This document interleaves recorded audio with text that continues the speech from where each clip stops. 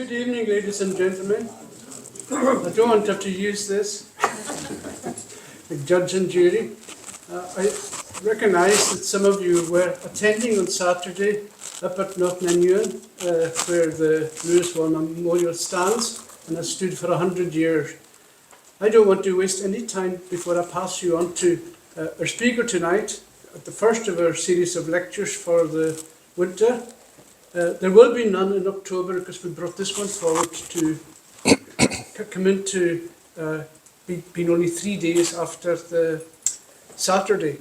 Now, Ken Galloway is our archivist and he's dug into the history of the Lewis War Memorial, and I won't hold you up any longer but to pass you on to Ken. Good evening, ladies and gentlemen. It's a great pleasure to open the Society's winter series of lectures for 2024-25. We're starting slightly earlier than previous years. Many will say we did not have a summer this year, so starting the winter earlier will make little or no difference. On a more serious note, my purpose tonight is to recognise the centenary of the Lewis War Memorial, and I chose this initial image for the publicity poster from the online photo files of Point and Sandbeck Trust. Their engineering consultant had fitted red filters on the memorial's floodlights, turning the whole memorial red for the first time in 2019 for what was called the Poppy Scotland Light Up Red Appeal. And I'll be returning to this slide at the end of the presentation. Before I go into it, I need to just say a few words of thanks. I delivered a lecture about the War Memorial on the old kit in the town hall a few years ago, and tonight's lecture is a development of that presentation. The Society felt it was appropriate to recognise the centenary of the War Memorial, and after completion, I hope to switch to a free-running slideshow of last Saturday's service without any commentary. There are many votes of thanks to be issued for making tonight's presentation happen. And also I'm conscious of the legal aspects of copyright on photographic images, and I need therefore to give credit where credit is due. So thanks to my colleagues in the Society, Chair Malcolm MacDonald, Honorary President Sandy Matheson, and the late Mr. Frank Thompson for their writings, to the War Memorial Centenary Committee, to officers past and present of the Corla, including Mr. Roy Cameron, Mr. Martin James, and Mr. Ian Macaulay, in the context of development, repair and restoration. Thanks to the War Memorial Centenary Committee, who have put in a power of work in the lead up to the commemoration. Thanks to the University of Bournemouth and the Imperial War Museum for their graphic images and descriptions of World War I. To the archives of the Stornoway Gazette and the Highland News, and to the Facebook pages of Stornoway Now and Then, which have displayed a multitude of images of the Lewis War Memorial, snapped by both amateur and professional photographers, too many to mention. Thanks to my old classmate in school, Mr. Duncan Kennedy, for donating papers and memorabilia from his late father, Donald Kennedy, District Clerk, and I apologise if I've missed anyone. And finally, I need to name two professional photographers, Colin Cameron and Sandy McKeever, from whom I have permission to use some photos. Colin was commissioned to photograph the 2017 restoration of the memorial, and Sandy was present at the centenary service at the memorial last Saturday. Today I'm taking a historical tour of the memorial, an impressive Scottish baronial tower rising at its turret top to about 385 feet above sea level and visible from distant parts of the island. As you can see on the left, that's a view from 1924, and it's actually a vintage Valentine postcard from late 1924. At the foot of the photo, you can see a newly laid road. And in the right corner, we can see the edge of the sanatorium building, known more recently to many of us as the county hospital. The big area of ground in the middle of the photo is now Stornoway Golf Course. And in the distance, we can see Goat Island without the causeway, and you can see the top of Lewis Castle near the right-hand side. In the colour photo on the right, we see a more recent image of the memorial, showing the magnificent cleaned and pointed stonework from the restoration completed in 2017, and it's bathed in a Lewis sunrise. So tonight I'm going to take you on a journey from the start to the present time. The Lewis War Memorial is visible on the skyline from vast distances. However, fir trees rising to a height in excess of 40 feet on the business park side of Knocknanuan are gradually threatening the view of the memorial from the south. And I would say that some lopping and trimming should be considered. I'm also very pleased that an original plan to form an avenue of trees via the path up to the memorial has been replaced by lower bushes and shrubs. Here's another impressive image of the War Memorial as the sun is setting. And again, we can see these fir trees gradually altering the skyline to the left-hand side of the tower. This superb photographic image is an example of being in the right place at the right time. And we can see the red arrows, the aerobatic team of the Royal Air Force, flying in a diamond formation past the Lewis War Memorial, providing viewers with a graphic reminder of the role of the RAF in air defence of our country. Some images of the memorial are both awesome and thought-provoking. When a local photographer happens to be in the right place at the right time, the impact of the photographic image can be quite stunning, especially when the date of the photo shoot happens to be on a historic anniversary. This photo, taken by a member of the public on the way down Percival Road in the morning, was actually snapped on the 1st of July 2016, which by an amazing coincidence was the 100th anniversary of the Battle of the Somme. The story of the Lewis War Memorial begins while World War I is at its height in the year 1916, when this statement appeared in the Highland News on the 26th of February. It is very clear that those who were planning the establishment of a memorial wanted to start planning early, being fully aware of the already drastic impact on our island in the first 2 years of the war. And it's therefore interesting to note some of the words used in that press report. Who have fallen and may yet fall. The Stornoway Town Council and the District Committee clearly felt that the war still had some time to run. My family will testify that I find it difficult to dispose of things and throw them away, and my colleagues in the Society share that opinion. Here is a cutting dated 18th December 1939. It was sent to me by a member of the Society with a note that I should dispose of it if it was not of any interest. Note the colour of the newspaper. The paper was crumbling, but I felt the contents were important and I decided to preserve it, and I have it here. I wish to refer to some statements in this press report. There are 4.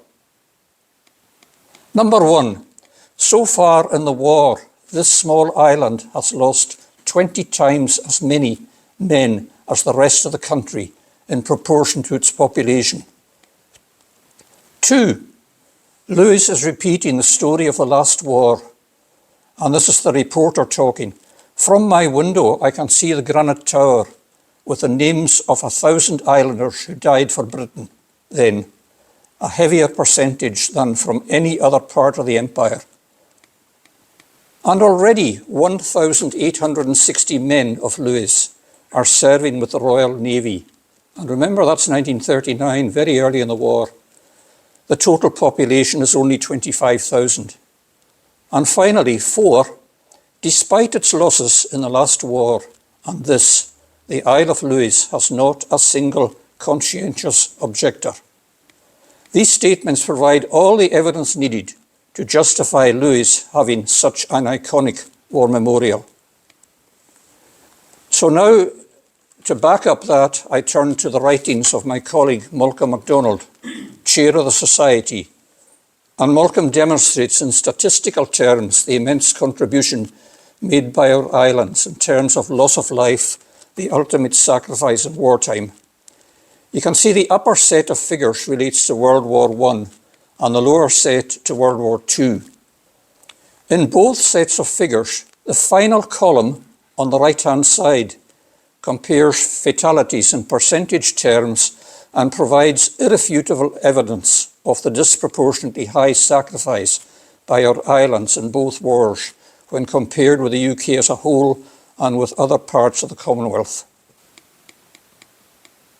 Malcolm goes on to describe what he calls Hebridean Days of Sorrow, in which he details specific dates in the World War I calendar, during which on a single day the loss of 4 or more Hebridean lives was recorded, and there were many of these days.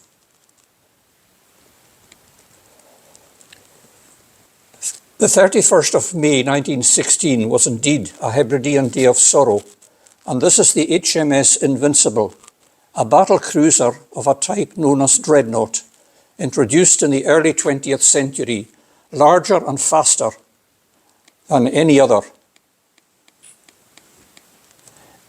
As the world's first battle cruiser, HMS Invincible was by any measure a revolutionary and important warship. Her big gun armament and turbine propulsion marked her out as one of the ships that led the dreadnought revolution. She was the flagship of the Royal Navy at the Battle of Jutland. The demise of this ship at the climax of that battle on that fateful day of 31st May 1916 was captured by photography and represents some of the most haunting images of the First World War. At 18:34 hours, she was hit by a shell, and you can see the smoke billowing out of the forward turret. The second salvo struck the midship turret, and this photograph shows the exact moment when the ship exploded. Note the explosion in the centre and also the ghastly sight of a massive jet of flame emitting from forward of where the fore turret had been situated. In the furnace-like conditions inside the ship, nobody survived, and the total loss was 1,025 personnel. However, 6 men, who were all working in outside positions on the ship's deck, survived and were hurled into the sea by the explosion. And one of these survivors told his story, and that story is recorded in the website of the University of Bournemouth. Within moments of the explosion, 2 halves of this proud ship jutted upwards from the surface of the North Sea in a reminder of what happens when a battleship blows up. The 2 halves of the ship stayed afloat for nearly 24 hours before falling to the seabed, entombing the 1,025 casualties, and they were already beginning to be mourned back in Britain. And as Malcolm reported among his Hebridean Days of Sorrow, 11 of these 1,025 were from the Isle of Lewis, and they are remembered on the Lewis War Memorial. I now move on to the preparation, the construction, and the unveiling of the monument. Following the Great War and the tragedy of the Isle Air disaster, a public meeting was held in Stornoway in January 1920 with the aim of preserving the memory of the 1,151 Lewismen, known at that time to have made the supreme sacrifice for their country, An appeals committee was established with Lord Leverhulme, who was proprietor of the island, elected as chairman. George MacLeod and Colin J. McKeever were secretaries, and Kenneth Mackenzie and John McRitchie Morrison were elected honorary treasurers.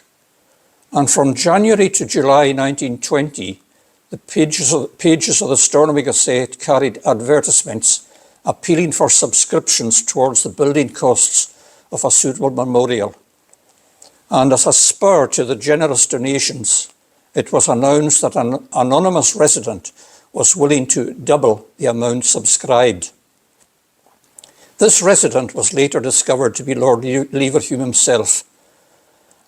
In this photo, the huge crowd of military personnel and local residents who turned up for the unveiling ceremony on the 5th September 1924 can be seen right across the skyline on both sides of the memorial. This is the first of some extracts from the appeals register, and we can already see that at the top, £302, 18 shillings and 8 pence had been collected even before a proper accounting system for each item had got underway. In February 1920, the first donation in the ledger, £20, came from the Provost, Roderick Smith. Collections were organised by local employers, proceeds from whist drives and concerts were listed, contributions were received from distant parts of the world, including New Zealand and South Africa. Substantial donations came in from the Lewis Societies of New York, Boston and Duluth. Some chose to donate anonymously, such as a Stornoway boy in Vancouver, a friend, a Lewis lady in London.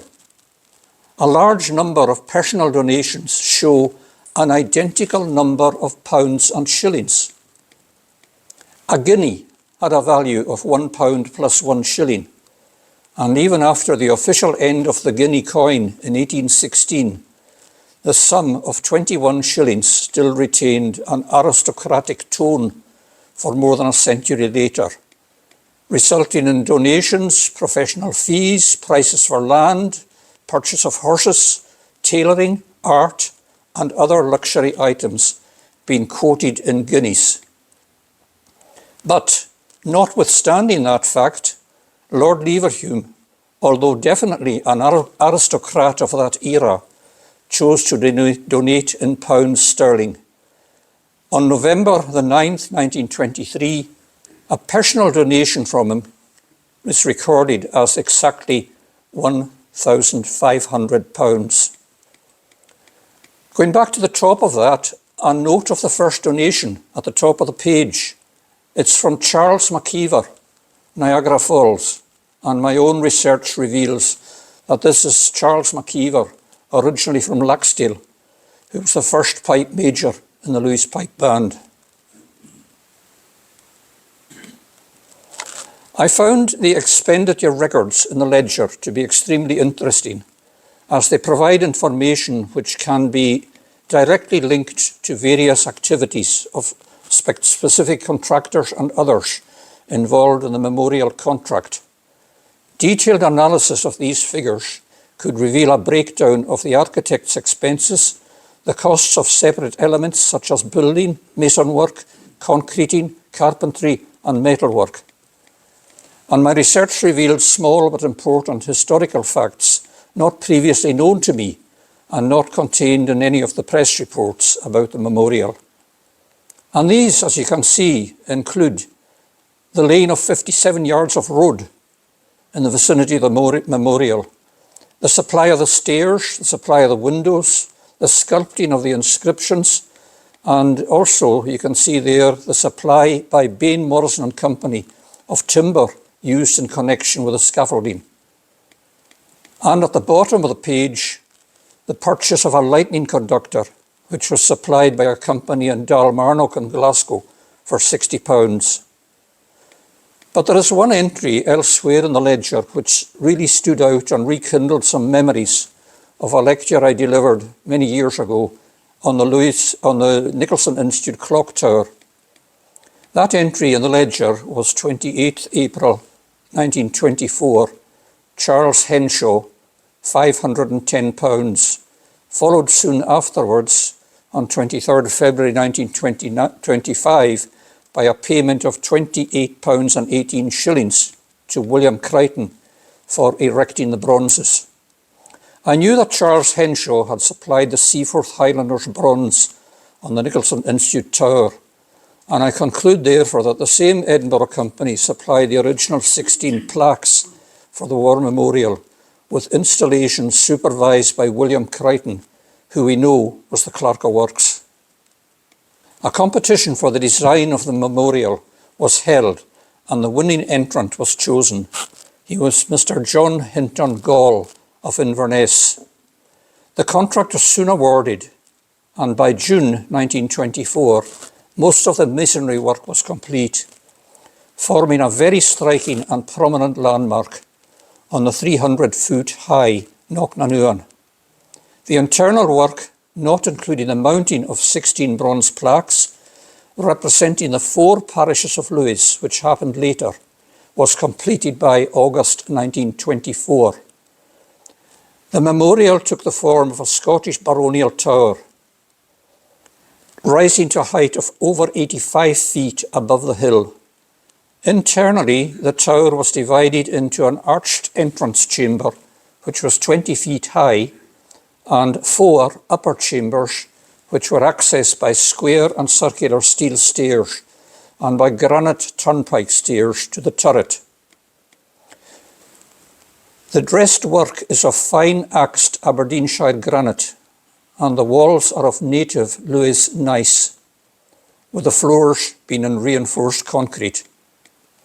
The contractors were Messrs. P and B Mitchell of Huntly Builders, Angus MacLeod of Stornoway Masons, Messrs. Kerr and MacFarlane of Stornoway Concrete and Carpenter Work, and Messrs. MacDonald and Son Stornoway Metal and Smith Work.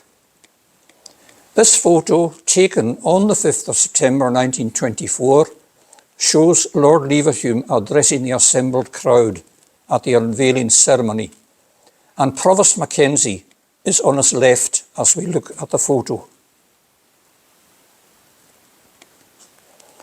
From the Society's archive, this is an old damaged postcard depicting the Lewis Pipe Band marching along Cromwell Street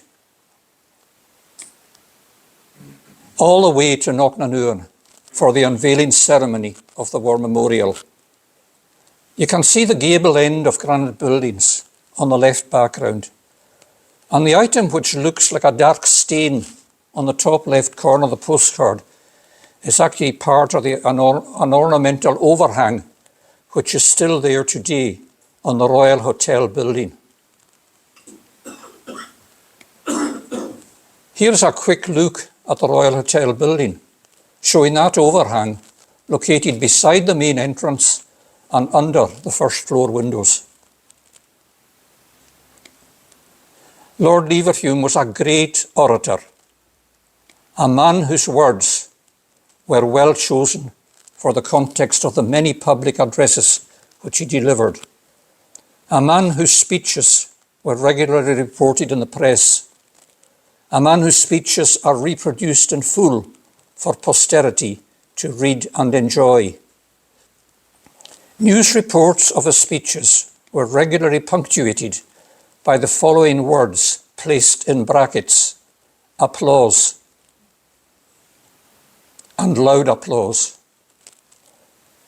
The speech at the unveiling ceremony definitely came into that category.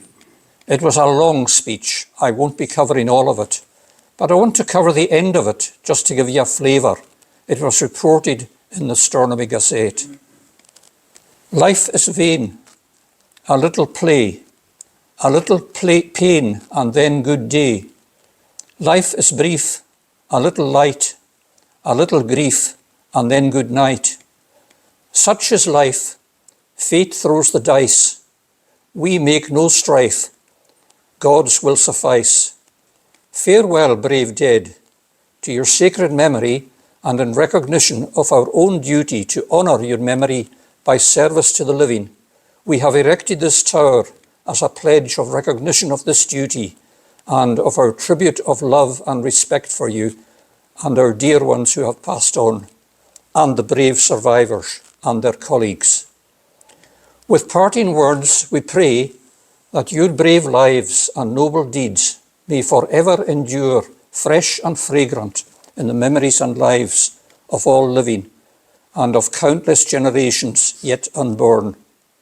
And we now call on Seaman Maclay and Corporal MacGregor to unveil this memorial to the glory of God and as an inspiration to man. As a massive crowd of over 2,000 looked on from the slopes of Knocknanuan, able-bodied seaman RNR Donald Maclay from Shadar and Corporal Donald MacGregor, originally from Tulstachullish, unveiled the memorial. The act of unveiling consisted of the withdrawal of white and red ensigns which had screened the entrance door and the two dedicatory inscription panels above the door. Lord Leverhulme then unlocked the door, after which an opportunity was afforded for the placing of wreaths, while pipers played the Flowers of the Forest.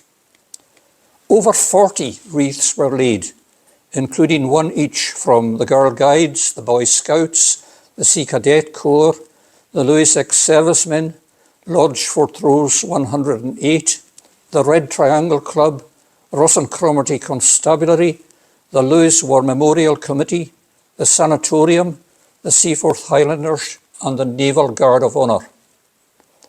After the stirring notes of the last post had died away, Mr. Gall, the architect, with a few appropriate words, presented Lord Leverhulme with a duplicate key of the door in silver, bearing his lordship's heraldic emblem.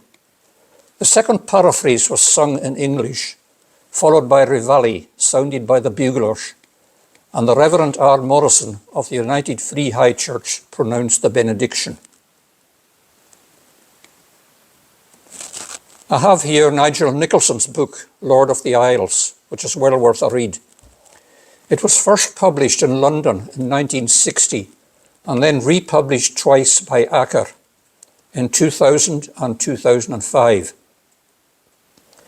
And it actually describes the unveiling of the Lewis War Memorial as being Leverhulme's last civic duty on the island. It's quite sad, and I quote from page 205. On 5th September 1924, he delivered the oration at the unveiling of the Lewis War Memorial. That night before the mailboat sailed, Leverhulme called on Kenneth MacIver, son of the closest friend he had made in the islands. Kenneth MacIver's father was actually Duncan MacIver. And he asked MacIver to go with him to the canning factory, which was then already half dismantled.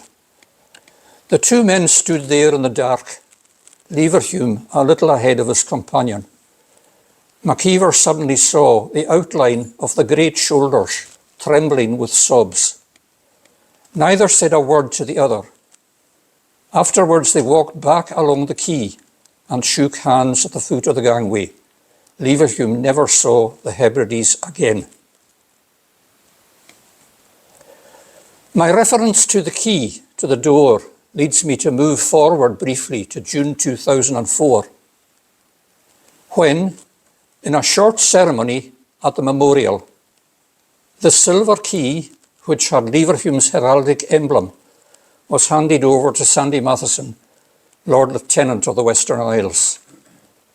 Sandy, who's currently the Society's president, is seen here accepting the key from Gavin Hunter, honorary historian and archivist at the Leverhulme estate. Gavin made a formal statement to the press in 2004, and here is a short extract. His, that is Leverhulme's grandson, the third and last Lord Leverhulme, died in July 2000. The contents of the hereditary family home at Thornton Manor on the Wirral were offered for sale at auction. The family rescued a number of ceremonial keys and historical artefacts, and it is with great pleasure that I am here today on behalf of the family to return this beautiful key to the safekeeping of the town of Stornoway. It is an honour and a pleasure to renew the connection between the Leverhulme family, the people of Port Sunlight and the people of Stornoway by handing over this ceremonial key today. And that's the end of the quote. Mrs. Heber Percy, great-granddaughter of Lord Leverhulme, had previously agreed that the key should be returned to the Stornoway Museum at the earliest opportunity. The 16 bronze plaques were installed in the memorial in accordance with the following plan. A separate chamber was allotted to each of the 4 parishes in Lewis, and in each, bronze plaques were mounted bearing the inscriptions of the fallen from each parish. The stairs therefore allowed visitors to access a view of the parishes from whence the dead had come. However, as can be seen from these images, conditions inside the memorial deteriorated, with ingress of water and also chemical staining of the bronzes. And the rate of deterioration of the fabric of the building was further accelerated by acts of vandalism. In 1944, ex-Baillie W.J. Tolmie told the town council the building was in a disgraceful state. He said windows and doors had been broken and the place was in a mess. At the same meeting, Baillie John MacLean reminded the council that in 1938 the building was renovated due to neglect. In 1951, talks were in progress to commemorate those who had died in the Second World War. A list had been compiled to the best of the abilities and knowledge of all those involved, and this resulted in an additional 7 memorial plaques which were unveiled on the 13th of September 1958 by General Sir Richard O'Connor, Lord Lieutenant of the County of Ross-and-Cromarty. The responsibility for the building moved to the Western Isles Islands Council in 1975 at the reorganisation of local government in Scotland.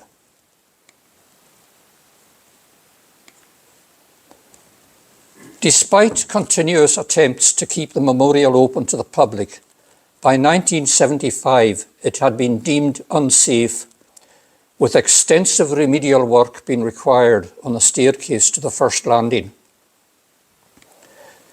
The building was therefore closed to casual visitors, with supervised access still available on request to the council.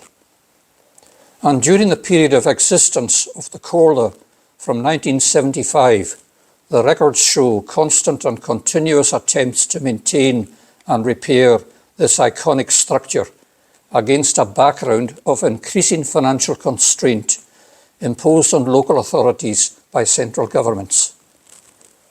But leaving aside the major renovation in 2017, which I will detail separately later, I have noted council reports and press reports stretching over 40 years describing repairs to the stairs, the windows, the doors, the paintwork, the cleaning of the plaques, and the attempts to make the building watertight as far as is technically possible, given its extremely exposed location on Knocknanuan. In fact, a report to the Policy and Resources Committee in 2006 stated that the current annual maintenance budget at that time for the memorial was £26,823. I return briefly to a photo which I showed on the right-hand side of one of my earlier slides, displaying the magnificent pointing on the War Memorial after its restoration in 2017. In the past, the memorial unfortunately was a target for vandals. You can also see the little structure of a Celtic cross on the very left-hand side of this photo. And on 20th July 1963, the Gazette reported on a spate of vandalism at the Lewis War Memorial, with locks repeatedly being forced.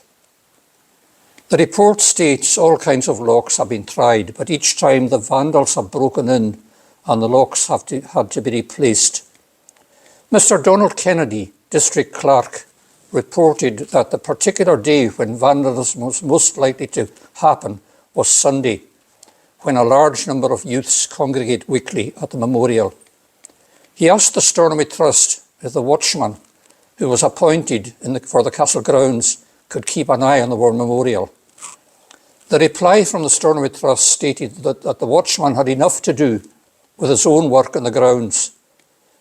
Bailey Mrs. Ann Urquhart replied that she had made it clear to Mr. Kennedy that the watchman would not be expected to go up to the war memorial, but could keep a lookout using his binoculars from the castle grounds.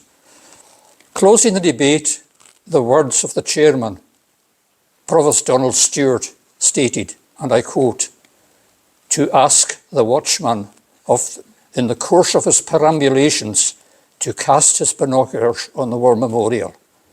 I wonder how many vandals were caught."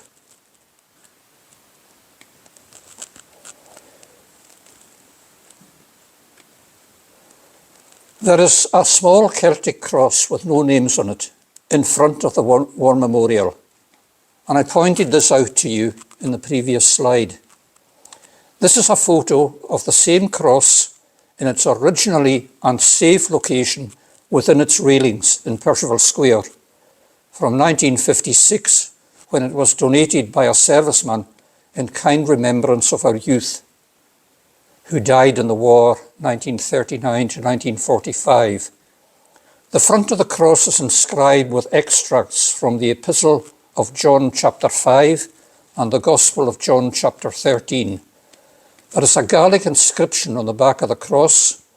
The cross was moved up to the Lewis War Memorial site when the layout of the Percival Square car park was altered in the mid-1960s. From New Year 1981 right through to the end of January, Stornoway was hit by a rampage of mindless acts of vandalism and theft, including 25 windows broken at the town hall, 2 windows broken at Stag Bakeries, 5 windows at the Fisherman's Co-op. Caravans at the Golden Sands site and Col had their doors kicked in and windows smashed. There was a break-in through a window and theft in the Lewis Crofters. A 7-foot by 7-foot window and premises in Cromwell Street, valued at over £200, was broken by a beer bottle, and 4 typewriters were stolen from Esperant on Behead, with 2 later found in the Glen River. However, the single most atrocious act of vandalism which shocked the entire Stornoway community was the desecration of the Celtic cross in its location adjacent to the site of the War Memorial car park. Vandals smashed the cross and removed it from its plinth. And you can see there the plinth has been rolled down the hill. A fund was started to finance the repair of the damaged Remembrance Cross, and it was agreed that the repaired cross would be removed from where it was to a new position closer to the tower, and that is where it is seen to this day. Planning and implementation of the repairs took a long time, but ultimately these repairs were successful. But if you're up there and you look closely at the cross, it still bears the scars from the attack of 1981. Just the bit joining the 2 holes at the top, the bottom 2 holes at the top, you can see the crack. And then just above the plinth, you can see the crack going across the bottom of the structure of the cross. In March 1998, these 2 photographs arrived at the Technical Services Department of the Council from a Glasgow-based firm of consultants. The letter accompanying the photographs provided descriptions of the various stages of treatment of the stained and discoloured plaques. And part of the letter says, in the top photo, the left plaque is untreated and the right plaque has been bead scoured. The discoloration was fairly deep, but we were able to remove it. I would have preferred a smoother finish to the metal surface, but in the circumstances, I am quite pleased with the end result. The lower photo shows a lightly treated plaque on the left, alongside the completed item on the right. And you can see that the left-hand plaque still shows a significant discoloration, which was not acceptable. And I would ask you to acknowledge approval of the lustre on the right in order that we can progress the other plaques. And the Technical Services Department gave their approval. I now turn to the civic importance of the memorial. For many decades, services have been held in Stornoway on Remembrance Sunday, either in the town hall or, more recently, in local churches. These church services have been followed by the laying of wreaths at the War Memorial, as described in this brochure, which publicises the 1950 event. In the late 1940s, an armistice committee was formed with its annual duty to organise all the activities, including publicity, transport, marshalling, seating, invitations to distinguished guests, and collections. The Lewis District Council also had a role in the preparations by ensuring, as far as possible, that the environs of the memorial were kept in good order. I return to the files of Mr. Donald Kennedy, District Clerk, and they are a veritable treasure trove of gems of correspondence. A letter dated 24th June 1966 to Robert McNinch, farmer, Manor Farm, Stornoway. The Manor Farm, as some of you will know, is on the site of the present Caberfew Hotel. At a recent meeting of the Lewis District Council, reference was made to the shocking state of the road leading from the county hospital gate up to the War Memorial. The council are led to understand the area referred to is let to you by the Stornoway trustees for the grazing of cattle, and it is in this connection that I was asked to write to you, soliciting your cooperation. You will no doubt recollect that this road was tar-macadamed some years ago at some considerable cost.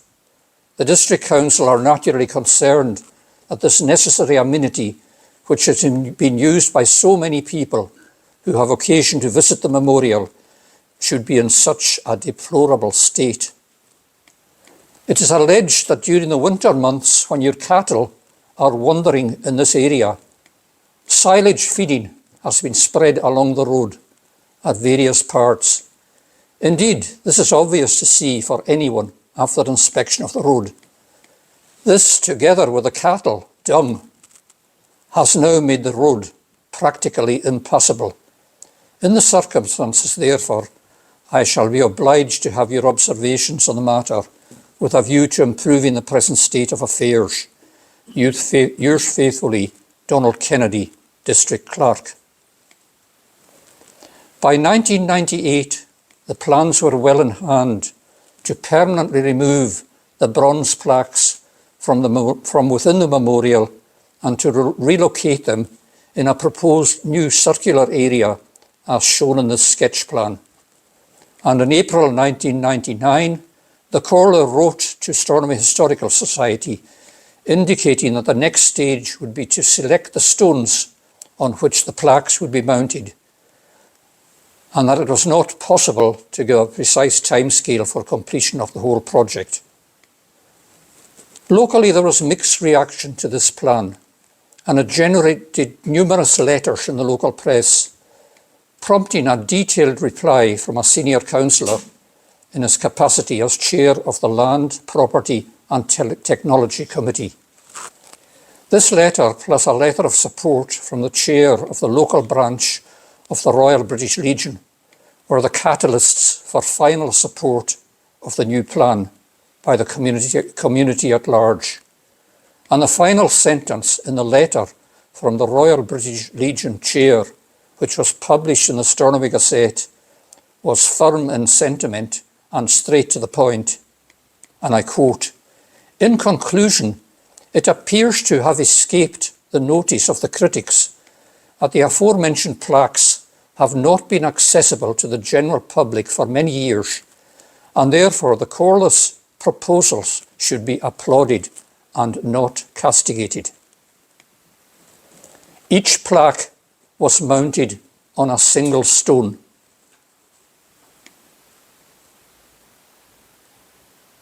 "17 stones came from Marybank Quarry,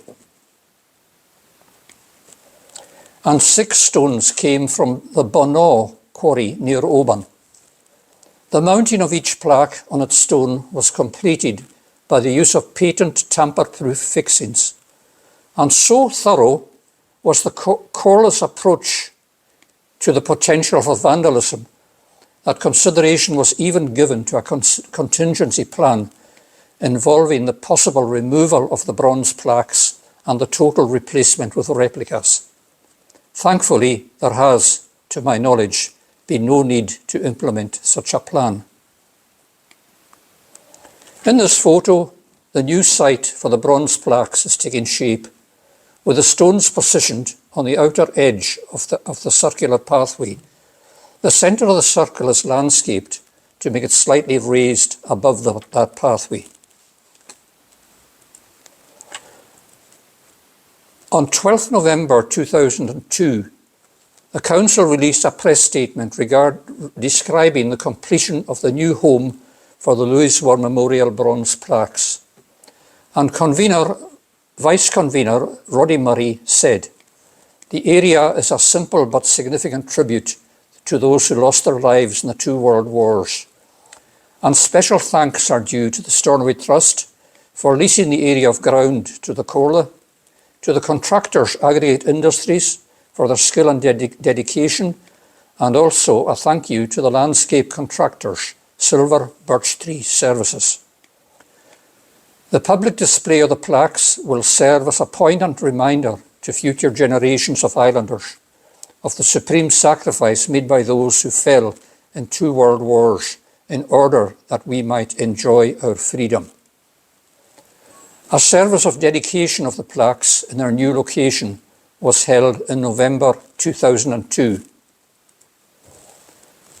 The new structure and layout of the site adjacent to the memorial offers all participants in armistice remembrance proceedings a larger and more comfortable meeting area than the original location, which was on the steep slope right in front of the tower.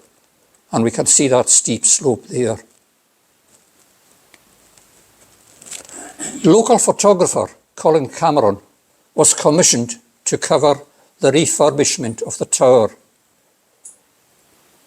The War Memorials Trust and the contractors, Architectural Conservation of Linlithgow, were involved. And the following slides show the complexity of that task and the quality of the cleaned and pointed stonework at all levels on the tower. In order to gain external access to all parts of the outer walls, it was necessary to construct 12 floors of scaffolding above ground level. There were 15 slim windows, and they were all upgraded with new vented louvers. The memorial has 4 9-pane windows at its 4th level, and they were all replaced. But the largest work activity in the memorial was the cleaning and repointing of external stonework on all elevations and facings, removing the existing pointing and replacing with a lime sand mortar. Both sides of the memorial's walls were refurbished, with the internal side primarily being involved with the removal of existing cement render, plaster and paint, followed by repointing with lime sand mortar. This would allow the walls to breathe, whereas previously the moisture on the walls was trapped. The internal stair had to be refurbished. The top turret roof covering was renewed in lead, and a replacement lightning conductor was installed, presumably costing a lot more than the £60 100 years ago. The front wall of the structure on which the Celtic cross stands had its stonework cleaned and repointed. And here is the finished article, completed in time to enable the Remembrance Sunday proceedings for 2017 to take place. The restoration was led by the Corla, which put £100,000 towards the overall project.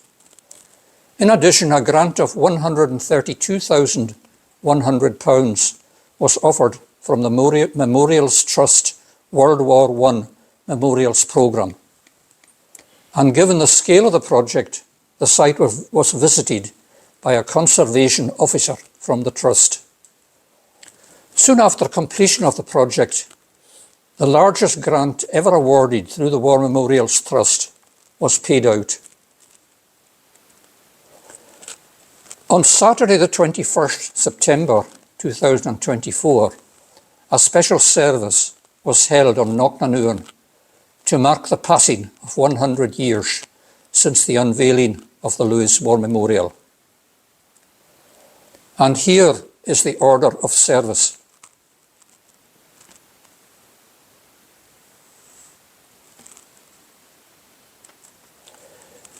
The memorial and the hill were shrouded in mist throughout the service. The Reverend William Heenan from St. Columba's Church, Stornoway, presided at the service. Wreaths were laid on behalf of the community by His Majesty's Lord Lieutenant Ian Macaulay and by the convener of Corlin and Neil Shear, Kenneth MacLeod. Several of those present commented on the fact that the mist contributed positively to the atmosphere, nostalgia and poignancy of the event.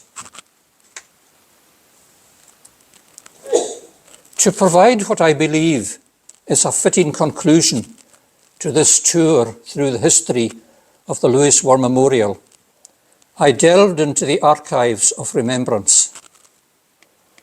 This gentleman is Lawrence Binion, who was born in 1869 and died in 1943. Lawrence was born in Lancaster in England. He was a poet, a dramatist and an art scholar.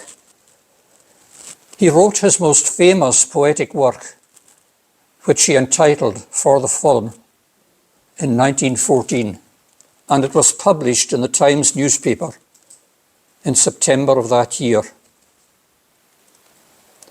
There are 7 stanzas in that poem. So, in closing this presentation on the centenary of the Lewis War Memorial, I wish now to deliver the most famous verse 4 from Lawrence Binion's poem, For the Fallen. So could I please request that those in the audience who feel fit and able to do so, to stand while I recite this short historic stanza, after which there will be a short period of silence.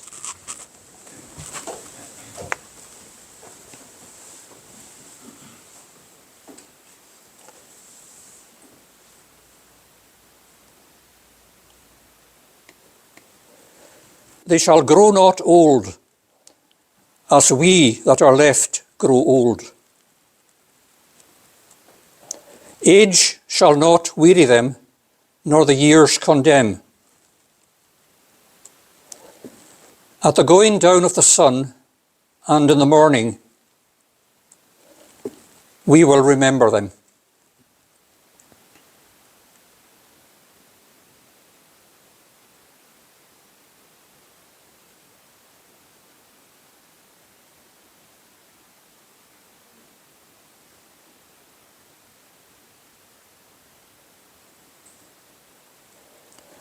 Thank you for your support of Stornoway Historical Society.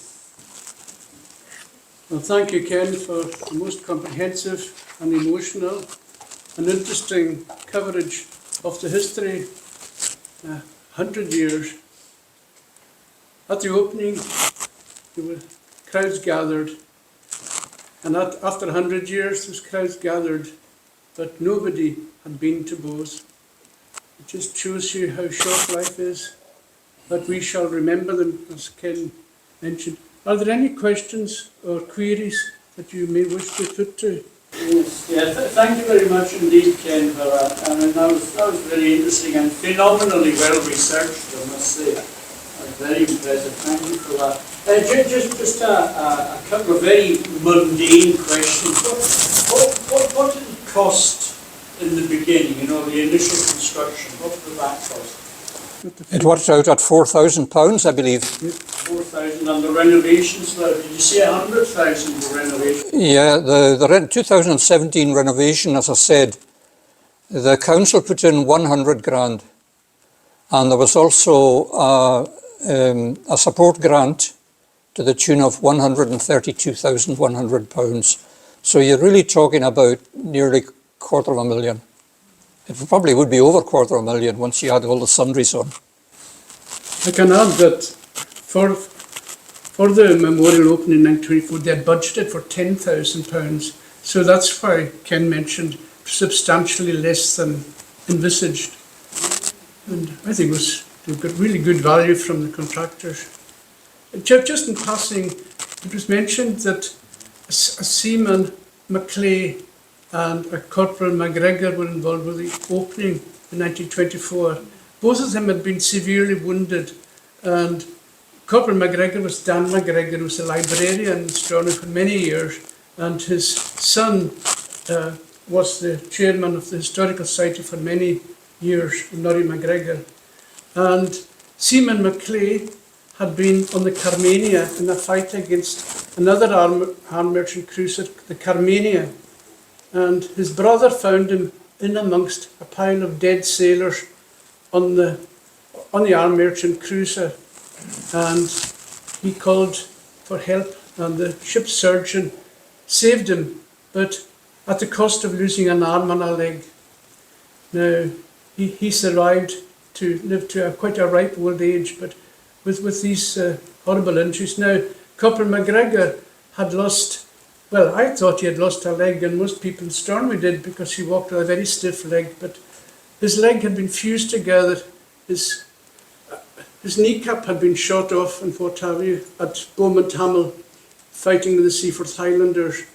And I remember going out there, and Norrie said, when you're out there, have a look for a patella,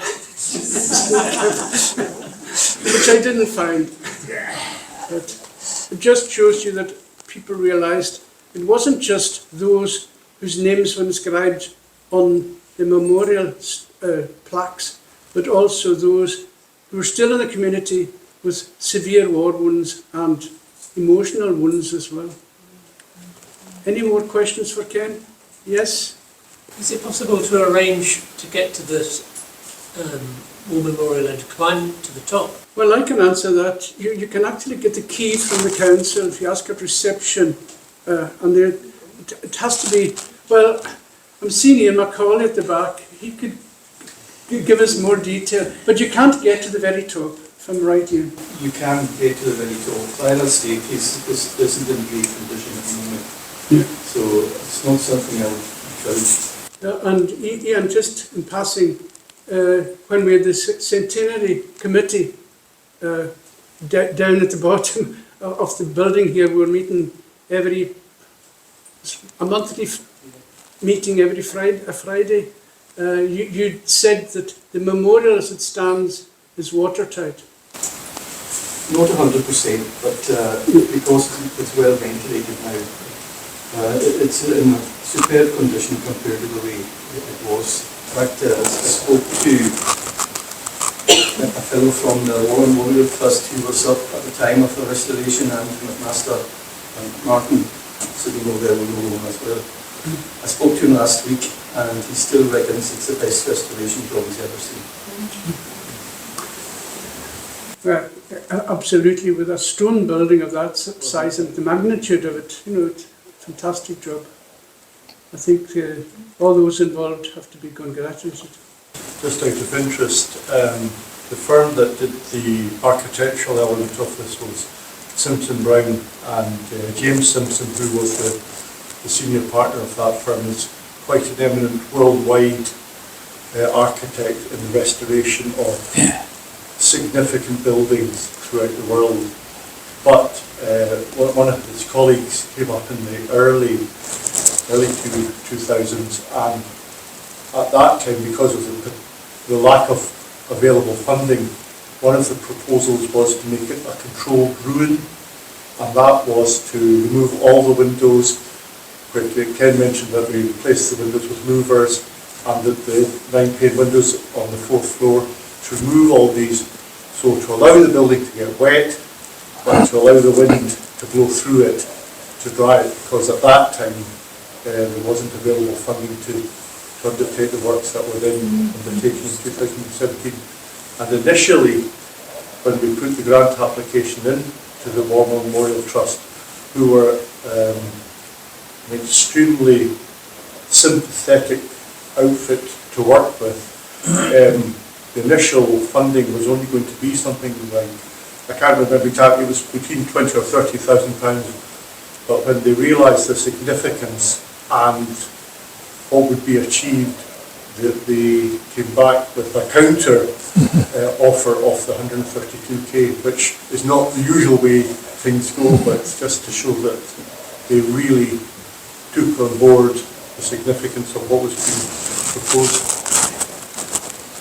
Thank you very much for that, Martin. Another aspect that must be considered is that it's the largest war memorial in the north of Scotland, bigger than Dingwall, Inverness, etc. So it's something that we should be, it's not a thing you wanted to have, but the wars did happen, and we should be proud that we erected such an edifice and had plaques restored after being erected to commemorate the sacrifice they made over the years. If there's nothing else, I would like to thank you all for coming along and ask you to give a round of applause to Ken for his tremendous amount of work.